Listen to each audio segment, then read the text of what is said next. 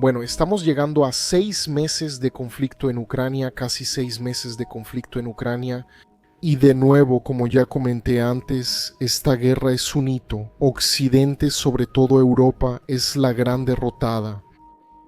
La gente critica creyendo que así apoyan a Rusia y que Rusia no puede ganar, pero eso no ayuda en nada. Primero que sí, Rusia está indudablemente ganando y segundo, ella no puede perder. Entonces, si mágicamente lo que queda de los ucranianos empieza a ganar la guerra, los rusos van a apretar más. Porque ellos van a luchar hasta el último hombre y si eso no es suficiente, entonces van a usar armas nucleares tácticas. No se trata solo de que ellos no pueden perder porque serían más fuertes, y lo son, sino que se trata de que no pueden perder porque van a hacer absolutamente todo lo posible para ganar. Y otra cosa importante, no se trata de que Rusia gane, no es eso, se trata de que Occidente ya es el derrotado. Incluso si los rusos llegaran a ser derrotados, Occidente va a ser derrotado junto con ellos. Lo que estamos viendo no es más que la aceleración de una tendencia que ya venía ocurriendo, que es el cambio de la órbita geoeconómica mundial de Occidente hacia Asia. Si tomas ese arco de países que va desde Vietnam pasando por China, Taiwán, Japón y Corea del Sur, solo en ese tramo tienes el 40% de la producción industrial global solo en ese tramo. Y si expandes eso a Filipinas, Malasia, Indonesia, Singapur, India, aumentas a más del 45% de la industria global. A largo plazo, solo Alemania seguirá estando entre los países europeos dentro de los 10 mayores productores industriales del mundo. Inglaterra probablemente ya no estará entre los 10, y tanto Italia como Francia también saldrán de los 10 mayores productores industriales del mundo. Y hasta Alemania, que actualmente es la cuarta mayor productora industrial del mundo, probablemente caerá al sexto, tal vez al séptimo lugar. Y eso ya estaba sucediendo antes, eso ya estaba en marcha. La pandemia y la guerra en Ucrania solo aceleraron eso. De hecho, las guerras son eso, aceleradores de cambios que ya estaban en marcha, así que no importa mucho, ni siquiera el resultado en Ucrania. El mundo a corto, mediano y largo plazo ya está pasando por esa transición hacia un mundo menos occidental y prácticamente nada europeo. Las personas solo están prestando atención a Ucrania, viendo imágenes de vehículos rusos siendo destruidos e ignoran el gran panorama global en Medio Oriente. Irán está surgiendo como un líder. De hecho, las posibilidades de que se convierta en una potencia nuclear son enormes.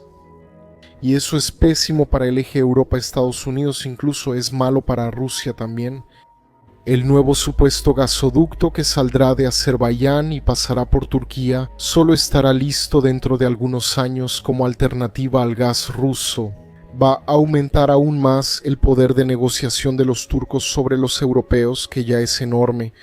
Los europeos van a aprender de manera muy dolorosa que si ya era malo depender mucho de los rusos, será aún peor depender de Turquía. Por lo que todo indica, además de la declaración del presidente serbio de que los rusos van a mantener al menos la situación hasta el invierno, cuando tendrán un enorme poder de negociación. Y aunque no funcione y los europeos resistan, los daños serán irreparables. Probablemente veremos a los ucranianos intentando una última gran ofensiva en el sur del país para recuperar la región de Jersón, que es estratégico porque desde ahí se controla prácticamente todo el río Dnieper. Entonces, creo que esa gran ofensiva, si llega a suceder, debe ser en agosto, quizás explotando en septiembre, pero si fracasa, y las posibilidades de fracasar son absurdamente altas. Eso marcará de una vez por todas el fin, de hecho, de lo que quedó de Ucrania, así como también de Occidente, que vació mucho de sus reservas de armas avanzadas, como dispositivos antiaéreos y dispositivos antitanque portátiles. Al arrojarlas ciegamente en Ucrania, muchas de esas armas fueron destruidas o abandonadas o incluso capturadas por los rusos. Algunos países ya incluso avisaron que no tienen más nada que puedan enviar a Ucrania porque se quedaron sin reservas y otros están peligrosamente cerca del límite. Y como la cadena productiva global fue afectada, la fabricación de esas armas para reponer el inventario va a tardar algunos años. La gente radical anti-Rusia está tan enfocada en derrotar a Vladimir Putin que no están viendo cómo hacer que Europa salga victoriosa. Derrotar a Rusia es una cosa, hacer que la OTAN sea victoriosa es otra, porque la OTAN ya está derrotada. Independientemente de lo que pase en Ucrania, incluso si Rusia llega a ser derrotada, la OTAN ya fue derrotada también. Y no hay indicios de que, al menos militarmente, Rusia vaya a ser derrotada. Lo que estamos viendo ahora puede ser muy bien el comienzo del fin del sistema alemán, sistema que sostuvo a la Unión Europea. El gas que fluye a través del gasoducto Nord Stream, que va directamente de Rusia a Alemania, fue cortado, aparentemente para reparaciones, y hoy fue reactivado. Pero lo que se mostró fue una verdadera desesperación europea. El miedo de que los rusos no volvieran a encender el gas fue muy grande. La turbina del gasoducto Nord Stream, que estaba retenida por las sanciones en Canadá tras la presión de Europa, fue liberada y por primera vez fue enviada a Alemania. Por avión, no por mar, y no solo a Alemania, sino también a Japón. Ahora que el gobierno japonés les dijo a los grupos Mitsui y Mitsubishi que tienen que mantener su participación en un proyecto de gas que tenían con Rusia, aunque eso, presta atención, amenace la unidad en las sanciones de los países ricos. A Moscú y la Comisión Europea propusieron además desbloquear fondos de bancos rusos congelados por sanciones para ayudar a reanudar el comercio de productos alimenticios. Fíjate, las sanciones no tuvieron el efecto esperado en los rusos, pero sí tuvieron un efecto gigantesco y muy bien advertido en los europeos. Los alemanes trabajaron con los rusos durante los últimos 20 años para construir el sistema Nord Stream, para tener algo de sustentación de poder energético propio. Y, como es submarino, es el único sistema de abastecimiento europeo que realmente puede estar seguro. Porque los demás sistemas que pasan por Ucrania y Bielorrusia, muy probablemente en los próximos meses, también van a ser desconectados, si no es que incluso muy probablemente sean alcanzados de alguna forma por la guerra. Históricamente, tuvimos 4 factores que hicieron que los alemanes se convirtieran en la columna vertebral de la economía europea. El primero fueron esos flujos de gas ruso, gas natural, a un precio que fue relativamente bajo durante mucho tiempo. Y ahora el hecho es que los alemanes están siendo presionados por los rusos para salir de la alianza que están apoyando en Ucrania. Y los alemanes no tienen muchas opciones para hacer algo sin poner en riesgo su propio futuro. Si los rusos desconectan el gasoducto Nord Stream y nunca lo vuelven a encender, quebrarían la economía y la industria alemana. Eso causaría falta de energía para la industria y escasez en calefacción. Y no hay nada que los alemanes puedan hacer a corto y mediano plazo para mantener su modelo económico, que está basado en el acceso a grandes volúmenes de energía rusa barata. Tanto para la electricidad como para las industrias de base. Para quien no lo sepa, las industrias de base son las que generan otras industrias, son la base de la economía. Si las afectas, listo, tienes un efecto dominó, derribando las demás industrias automáticamente, como si fueran piezas de dominó cayendo una tras otra. Esa interrupción repentina de energía puede matar el sistema económico y productivo alemán en cuestión de meses. Pero todas las demás cosas que hacen que los alemanes tengan éxito también están en peligro. El segundo factor que hizo que Alemania sea lo que es que los alemanes cuentan con una mano de obra grande, robusta y altamente calificada. Pocos países tienen la calidad y la cantidad de mano de obra calificada que ellos tienen. Y esto necesitas entenderlo bien y prestar mucha atención. Alemania tiene uno de los envejecimientos más rápidos del mundo. Hasta ahora eso no ha sido un problema serio. Porque si el país tiene muchas personas en sus 50 años al inicio de los 60 años, entonces tienes décadas de experiencia y conocimiento acumulado. Pero ¿qué pasa si simplemente no tienes suficientes hijos? En términos macro, en un sentido amplio y general, porque cuando hablamos de geopolítica, hablamos de lo macro y no de casos individuales o puntuales. Entonces vas a tener un problema. Los alemanes pudieron dedicar su tiempo a trabajar y el Estado pudo usar sus esfuerzos y recursos en educar a esa población para convertir a los trabajadores alemanes en trabajadores de alta eficiencia y tal vez en los trabajadores de mayor valor agregado en el mundo. Pero finalmente, las personas que tenían entre 50 y 60 años en los últimos 20 años ahora están llegando a los 60 años para sus 70 años. Alemania va a llegar a la jubilación masiva en esta década y así ese modelo alemán va a estar en peligro por motivos demográficos. A diferencia de lo que creen los entusiastas de la tecnología, no todo puede automatizarse ni todo se trata solo de eso. El problema es más grave en este punto del partido. Lo que la gente que siempre está emocionada por nuevas tecnologías no entiende es que ya hay suficiente que muestran que la edad de una población está directamente relacionada con su potencial económico.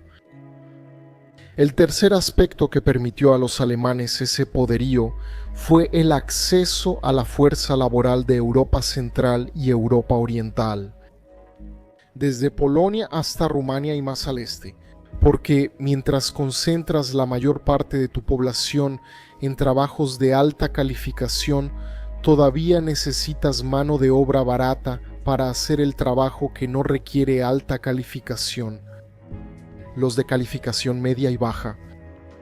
Porque en un sistema globalizado necesitas personas con diferentes calificaciones y diferentes habilidades para diferentes funciones.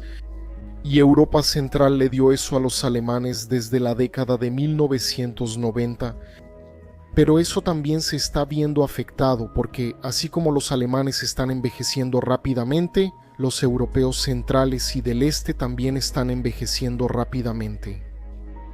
Ellos van a llegar a la jubilación en masa en esta década. Algunos de esos países podrán aguantar un poco más, tal vez hasta la primera mitad de los años 2030, pero la población de reemplazo en todos esos países es realmente muy baja, tal vez incluso más baja que la de Alemania en algunos casos, y aún hay un agravante para algunos de esos países. Ellos llegarán a la jubilación masiva y al autoenvejecimiento sin haber alcanzado la infraestructura igual a la de los países de Europa Occidental. Una cosa es ser viejo en un país de viejos con la estructura alemana y otra cosa es serlo en una Rumania o en una Albania. Y el cuarto motivo son los Estados Unidos, que fueron el gran garante del crecimiento económico mundial después de la Segunda Guerra Mundial. No importa si te gustan ellos o su modelo capitalista, el hecho es, y eso es lo que importa. Fueron los Estados Unidos quienes financiaron y sostuvieron una gran red comercial global lo suficientemente estable. Algunos países aprovecharon esa estabilidad, otros no, pero incluso en guerras, los países aún podían comerciar libremente entre sí gracias a los Estados Unidos. No fue caridad. Y mucha gente se confunde criticando a los Estados Unidos diciendo que los Estados Unidos no hicieron esto por caridad, lo hicieron por interés. Y bueno, felicidades, lo descubrieron, es obvio. Claro que no lo hicieron por caridad o porque fueran moralmente superiores, obviamente fue por interés, pero no importa, no interesa. Ellos estabilizaron las redes comerciales globales, así que cualquier país en el mundo puede comerciar con cualquier otro. Querían mostrar que el sistema capitalista era más eficiente que el socialista y para eso hicieron que existieran esas redes comerciales. Que esas fueran estables, fueran lo suficientemente buenas para que cualquier país pudiera negociar con cualquier otro país en cualquier lugar del planeta. Mucha gente todavía tiene la idea equivocada de ver el mundo a través de una visión moralista y termina dejando pasar los resultados de las cosas. El hecho de que Estados Unidos haya garantizado esa gran red global fue beneficioso para todos, mucho más para ellos por supuesto, pero otros países también pudieron beneficiarse, porque la Marina estadounidense garantizó que la red comercial global nunca fuera interrumpida. Incluso China, de hecho principalmente China, se benefició de eso. Los chinos solo pudieron crear su vasto imperio comercial porque pudieron negociar con cualquiera, en cualquier parte del mundo, porque sabían que sus barcos comerciales y su comercio estaban seguros y estaban protegidos, porque la Marina de los Estados Unidos estabilizó y sostuvo esa red de comercio global, pero Estados Unidos perdió el interés en la globalización. Aunque hoy exista ese discurso de un supuesto revitalizamiento de la OTAN después del ataque ruso a Ucrania, los estadounidenses han buscado durante décadas depender menos de esa cadena productiva global y principalmente están cansados de ser el gran policía mundial. Obviamente eso no va a suceder de la noche a la mañana, será algo gradual, pero por lo que todo indica va a suceder. Los estadounidenses poco a poco se van a alejar en términos de política exterior, con excepción de la relación con Rusia. El gobierno de Biden ha estado haciendo todo lo que el gobierno de Trump ya estaba haciendo, de hecho, incluso profundizando. Cuando termine la guerra en Ucrania, los estadounidenses van a volver a donde estaban antes. Estados Unidos básicamente van a seguir su propio camino, que son dos cosas. Primero, intentar disminuir su dependencia del índice de desarrollo humano global, lo cual no será tan difícil, porque ellos ya son uno de los países que, por increíble que parezca, menos dependen del comercio exterior, solo perdiendo ante Sudán y Nigeria. Además, ya han estado considerando seriamente transformar a México en su próxima China, donde estaría la base de sus industrias. Las probabilidades de que eso ocurra y funcione son bastante altas. Pero la segunda cosa es que, históricamente, el enfoque de Estados Unidos ha sido la región del Pacífico desde la carrera hacia el oeste, ampliado con la construcción del Canal de Panamá y que fue reforzado por el llamado giro hacia Asia del expresidente Obama. Esa será, probablemente, la única área por la que Estados Unidos realmente se preocupará durante el resto del siglo. Eventualmente, Europa será menos interesante. Por eso, ni siquiera yo veo el fortalecimiento de la OTAN como muchos creen ciegamente. A mediano y largo plazo, el tiempo juega en contra de la OTAN. Incluso la entrada de Suecia y Finlandia no pesa nada a favor del bloque, de hecho, hasta pesa más en contra, así como Ucrania en la OTAN.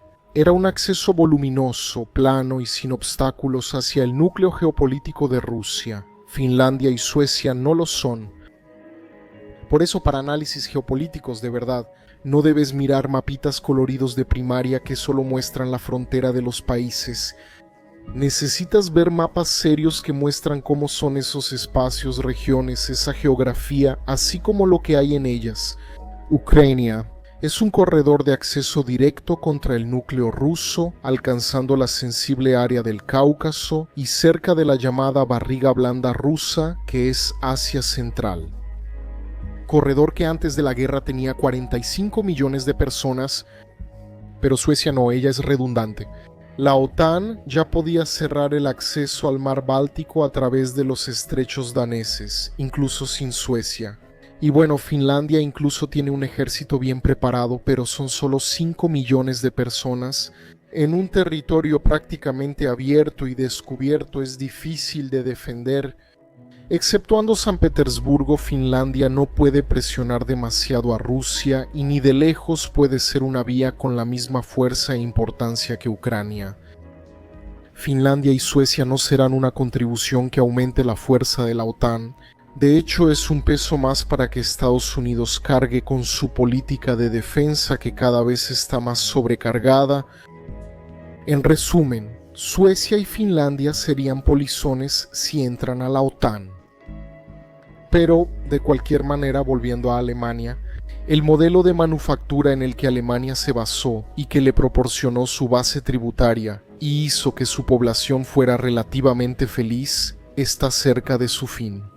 Ese debilitamiento del poder alemán ahora se está reflejando en el debilitamiento del poder europeo, y vemos en esta fuerte devaluación del euro el primer síntoma de muchos otros que vendrán. Una Europa que no tiene a Alemania como motor es una Europa en la que todos los europeos tendrán que buscar por sí mismos otras formas de funcionar. Europa, como la conocemos, tendrá que cambiar, y no será fácil cambiar considerando su crisis demográfica y la supuesta retracción de Estados Unidos. Y bueno, tenemos la otra pata europea, Francia, que, insisto, es el único estado europeo con alguna estructura de pensamiento geopolítico, de hecho principalmente en lo energético, pero tampoco está en una buena situación, va a tener problemas. Su población nativa va a estar envejecida, y buena parte de los jóvenes o no serán franceses o serán descendientes de los refugiados inmigrantes que vinieron de Medio Oriente y África y que no fueron totalmente absorbidos al modo de vida francés. Eso causará serios problemas internos. La idea de minimizar el problema demográfico del envejecimiento y la caída de la natalidad con la inmigración no solo fue un paliativo, sino que puede haber generado un problema mucho mayor que el problema demográfico. Y los franceses no saben cómo van a lidiar con eso. Entonces, como dije antes, incluso si, por un milagro, Rusia llegara a ser derrotada en Ucrania, lo cual no creo que vaya a suceder en la gran estrategia, ya ha causado daños en Europa a largo plazo, suficientes para limitar drásticamente la capacidad de acción de los países europeos. Ahora, cuando ves los mercados, vemos que la energía y la comida están subiendo a precios alarmantes en todo el mundo. Las limitaciones de fertilizantes están afectando todo a una escala global. Los chinos restringieron la exportación de fosfato porque lo necesitan para su producción interna, principalmente de arroz. Los rusos están limitando la exportación de potasio y, como los precios del gas están muy caros, muchas de las empresas europeas dejaron de producir fertilizantes a base de nitrógeno. Entonces, vemos esta enorme presión de precios en tres frentes importantes: la china, la europea y, por supuesto, la rusa. Ahora, suma eso al hecho de que el mayor exportador de trigo del mundo, Rusia, está bajo sanciones porque invadió al cuarto mayor exportador del mundo, Ucrania. Esto está afectando a todo el mundo. La cuestión es que aunque la guerra terminara ahora, no serviría de nada, porque la base de la infraestructura ucraniana, especialmente la logística, fue en general destruida. Y lo que quedó de las granjas ucranianas no podrá ser cosechado fácilmente, como la gente piensa que solo se trataría de que Rusia y Ucrania lleguen a un acuerdo. No. Además de varios explosivos sin detonar y minas esparcidas por las granjas ucranianas, lo que hace, por razones obvias, que los agricultores ucranianos no puedan simplemente llegar y cosechar la producción. Además, la infraestructura de transporte de los ucranianos fue tan severamente destruida que ni siquiera tendrían cómo sacar esa cosecha. Entonces tenemos que recordar el hecho de que estamos hablando de que uno de los mayores productores de alimentos del mundo, Ucrania, antes de que termine el año, se va a convertir en importador de alimentos porque va a necesitar comprar alimentos para sostener a su propia población. Es un cambio drástico y pesado. Ahora añade los siguientes aspectos. Los líderes europeos hablando de aumentar el presupuesto de defensa, teniendo que mantener a una población gigantesca de millones de refugiados ucranianos que necesitan ser alimentados, cuidados y, eventualmente, medicados diariamente, en medio de una de las mayores crisis económicas, energéticas y alimentarias de las últimas décadas. Y eso porque ni siquiera estamos cerca del invierno, cuando ahí sí será la bomba, el gran ataque geoeconómico ruso, Y también porque no estamos hablando del desempleo entre los europeos y de su pérdida de poder adquisitivo. Con un euro devaluado la cuenta simplemente no cuadra. No importa cuánto odies a Rusia o ames a Europa, ignorar esto es literalmente imposible. Por otro lado, a pesar de todas las dificultades que verás sufrir a Rusia, y probablemente serán muchas dificultades, hasta porque Rusia va a quedar excesivamente dependiente de China, y por eso incluso esa cuestión estratégica de acercarse a la India para intentar contrarrestar esa dependencia china. Pero Putin puede garantizar al menos dos cosas que los líderes europeos no pueden para su propia población. Él puede garantizar que los rusos no van a morir de hambre ni de frío. Ni siquiera las todopoderosas y ricas Alemania, Francia e Inglaterra pueden prometer eso a su población. Como ya mencioné otras veces, cuando dicen que Europa es rica y Rusia es pobre, eso es verdad. Pero los rusos son quienes tienen energía, alimentos y minerales. Los europeos solo tienen el euro. Imprimir euros es más fácil que producir kilovatios, y ellos están descubriendo eso de manera dramática. Europa está en una carrera de 100 metros mientras que Rusia está en una maratón. Creo que Europa incluso va a mostrar alguna reacción en las próximas décadas, sobre todo en áreas que ellos consideran más frágiles en el sur del Atlántico, especialmente en África y en América del Sur. ¿Qué podría causarle dolores de cabeza a Brasil? Pero eso ya es tema para otro video. Gracias a todos los que les haya gustado. No se olviden de compartir el video con todos los que conocen y de suscribirse al canal, para que yo pueda seguir trayendo contenido de geopolítica, historia y seguridad para ustedes, y uno súper especial. Gracias a los miembros del club del canal que son apoyadores de la geopolítica, la ayuda de ustedes es fundamental. Abrazos y hasta la próxima.